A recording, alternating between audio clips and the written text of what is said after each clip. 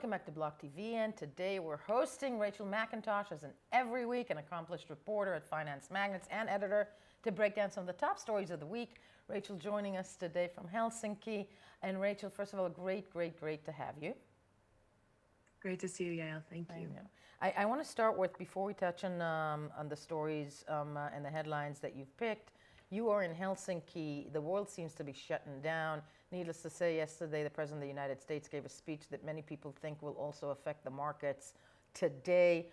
What is it like where you're at? Yeah, there's a lot happening, but so far Finland has been sort of a little bit behind the curve in the rest of the world, maybe, because of our geographic position, but also maybe because Finnish people are very good at giving each other personal space. But I expect that that'll probably change, sometime within the next month. We'll probably follow the curve of the rest of the world. So far, there haven't been so many cases. There have been some quarantines, but as far as I know, there haven't been any, mass shutdowns of schools or universities, or cancellations of public events yet. But I do expect that probably will come sometime in the next month. No, most likely, the Angela Merkel of Germany yesterday actually had one of the most frightening announcements about the expectation of 60 to 70% of the German population getting. I'm assuming that would probably be right for most countries. But as we plug along, needless to say, all frightening health-wise and having a terrible effect on the markets and, of course, also on the cryptosphere. Your first article, which definitely drives the point home of the narratives that we've been discussing over the course of the last week. If Bitcoin is a safe haven, why is coronavirus crashing it? From your article, and it includes the ongoing narrative in much of the cryptocurrency community, which has long stated Bitcoin is a safe haven. I'm quoting you. Assets, something that, like gold, could be turned in times of crisis in order to protect the value of its users. That doesn't seem to be the case at the time of this taping. Bitcoin is hovering in and around the 7,000 mark. Some would argue it's still trading sideways.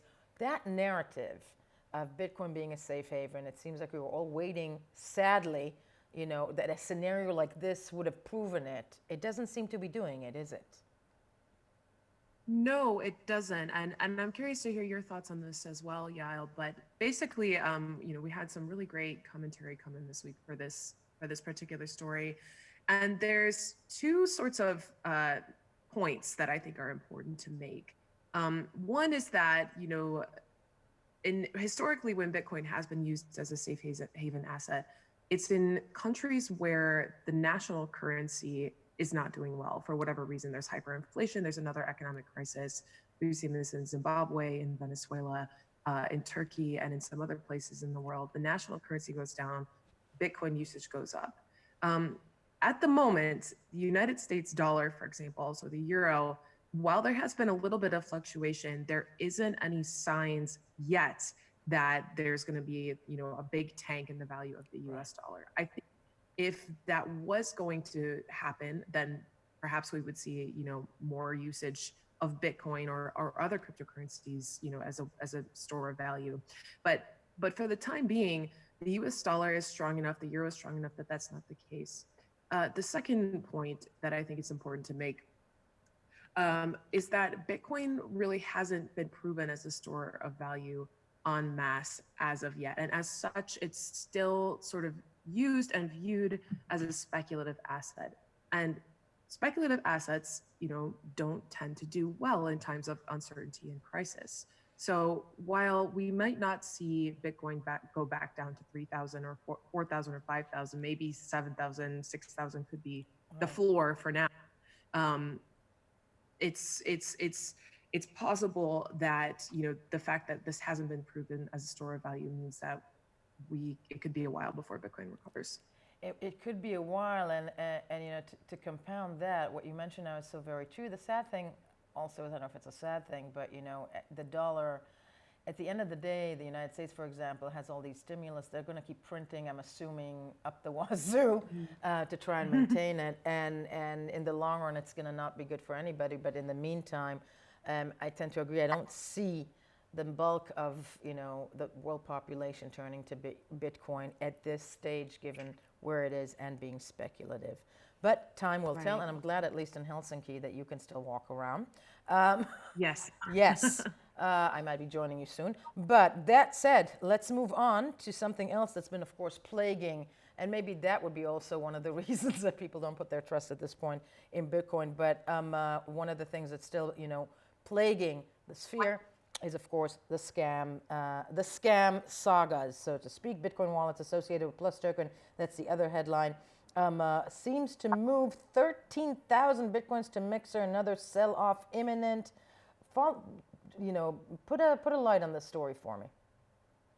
Right. So we all remember Plus token, this big giant that came out of China earlier this year. It was revealed sort of June, July, August, and then the wallets that were connected with this scam started selling off their assets or making moves towards selling off their assets in August of last year. And there's kind of been a slow trickle ever since, in making moves to try and sell these assets, particularly in movements toward coin mixing services. So just in case you don't know what a coin mixing service is, that's when if you have a Bitcoin that's, dirty, so to speak, it's been associated with a hack or a scam or a drug deal or something like that, you can put that dirty Bitcoin into a coin mixing service. The coin mixing service for a small fee will take the Bitcoin and give you a brand shiny, clean new one, which you can then go to an exchange and try to sell. Right. That's what Plus token is trying to do, and that's what these wallets that are associated with Plus token, I should say, are trying to do. They moved 13,000 Bitcoins onto a coin mixing exchange. Now, that doesn't mean that these coin mixing exchanges are necessarily going to accept these coins. On the back end of things, so to speak, in exchanges and some coin mixing services as well, when coins that are associated with a hack or a scam are identified, those exchanges won't allow the person who's depositing them to sell them, or in some cases, won't accept the deposits even. They'll return the transactions.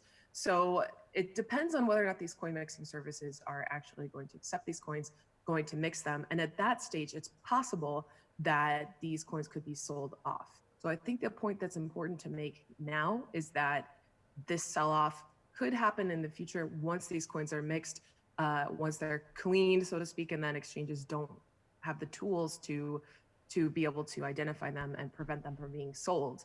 But for now, they've just been moved onto this coin mixing service. So we saw a couple of headlines in this space that were like, this is the real reason why Bitcoin is tanking this week. It's because of this, this movement onto a coin mixing service. That's not the case yet. I just think that's an important point to make. It's not the case yet, but and irrespective, though, one thing I want to touch on is the reputation, once again, that is attached to the sphere when something like this happens.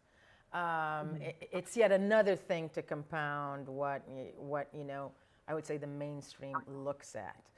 But very well put, though, and refined in that respect. Moving along, celebrity investors, which again I fear I'm going to have to interlace everything to the coronavirus. But celebrities investors, again quoting your article, for a long time played rather an interesting role in the cryptocurrency industry. More recently in FinTech.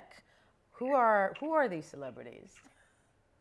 Right. Yeah. No, we just found out that Tom Hanks has the coronavirus. I know. Not only that, Tom Hanks and his wife. And his wife. That's and right. his wife. I know. And it's an awful thing to say. Exactly. I mean, so many things come to mind, and not to make light of the situation, but Castaway. Yes. Now,